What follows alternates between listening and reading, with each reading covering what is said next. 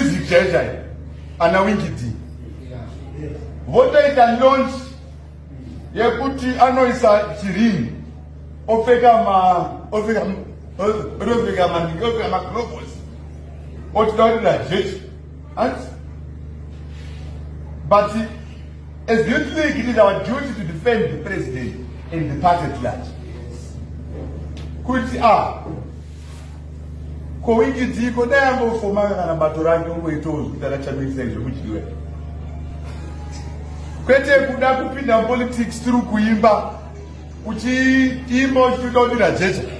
Toudira jeje hurumende yeZANU-PF.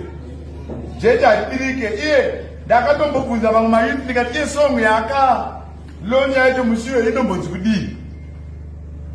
Munoiziya? Hamuiziye acharerera mumuti ungeshiri. Because kana even song yacho munoiziya song yakalonja musiwe kunonzi chii. Hatizive because ukada kupikisa hurumende iri kutonga hurumende iripo uchifungidzira kuti uchadofadza vanhu ndiwo uchazonyara wega mangwana. Ndotaka izvozvo tikuona even kana uchifamba nebanga barakabva holiday that moziya that ana kupisa we need to support ma-artists edu anenge achiimba zviri pro-government, right? Vanoda kuimba zviri negative let's not support them.